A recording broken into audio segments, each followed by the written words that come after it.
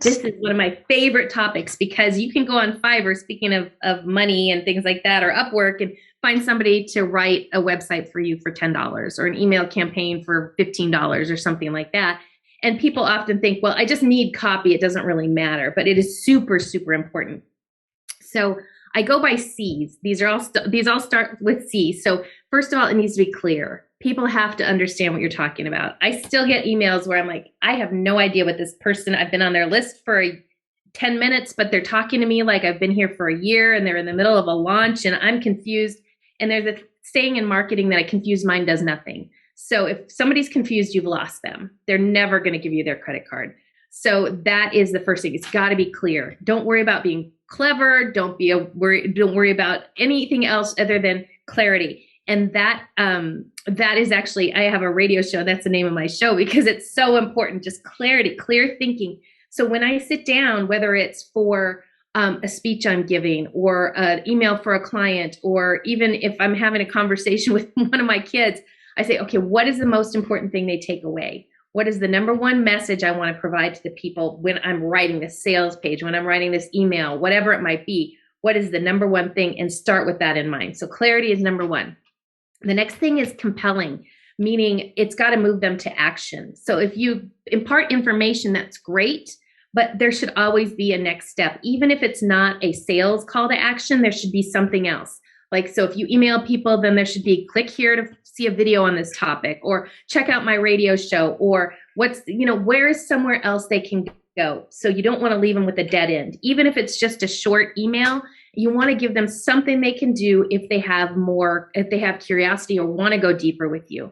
Because the worst thing is to capture that person's attention and then they hit a wall and it's a dead end and they have nothing to do with it. And they were ready. They have a problem. You're solving their problem. And then they don't know what to do next. So take them deeper in some way, shape, or form. So clarity, compelling, creativity comes next. So then you want to be creative so you can be memorable. And that doesn't mean you have to be wacky. That doesn't mean you have GIFs all over your emails. I actually hate GIFs in emails. They don't do well on mobile, which is where most people are reading these days. It's distracting.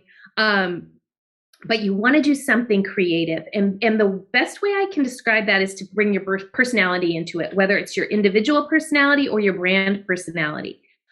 Use examples that nobody else is going to use. Like if you used to be a golfer in college, use golf metaphors a little bit that people can relate to and link to you. If you have 7 children, talk about that. I mean, something that's unique to you, because you don't want to be generic. And this is this thing I see people do all the time. They want to play it safe. They're scared to show their personality, but then you just blend into the background. So the people who get attention are the ones who are going to be a little bit creative. So if you keep those 3 in mind, clarity, number one, compelling, give them somewhere else to do, and then creative, bringing some kind of personality into it, that can really, really help.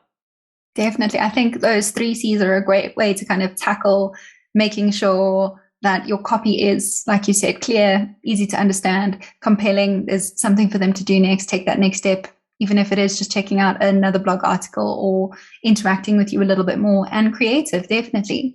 Now, I'd like to ask you, what is the biggest mistake you see people make in their copywriting? So you obviously are brought on as a consultant quite often. What is your pet peeve that you see people do and you're just like, why?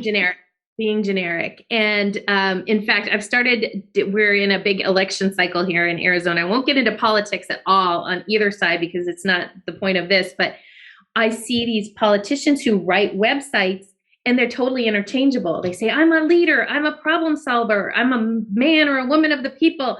I mean, who isn't going to say they're a leader? Who isn't going to say they're a problem solver? They're just so generic. And I see the same thing with companies. For a while, I was doing a lot of work in the blockchain space. And I'd go to these blockchain websites and they all looked exactly the same and they sounded exactly the same.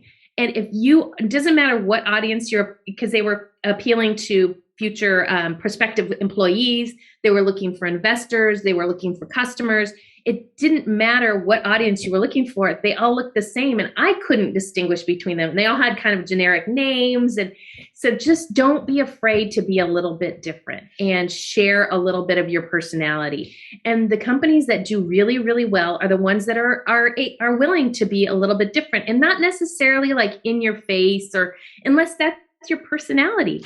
But I always start with my clients and I say, okay, what is your brand personality? What are 3 words or adjectives that you would use to describe your company? What are the emotions you want people to feel? Is it challenged? Is it you want to get them revved up and angry, or do you want them to feel calm? And because anything's on the table, but you've got to be really intentional about that and go for it. If you are somebody who is more in your face and you want to, kind of agitate people, that's okay. There's people like Marilyn Manson, the punk rock, like shock rock person, or Howard Stern, or Mothers Against Drunk Driving. Those people all want to agitate people and stir things up. That's okay. But on the other hand, you have, people who want to make you feel more kind of relaxed and accepted, and that's okay too. But just decide and go for it. Don't be generic, because you get lost in the middle.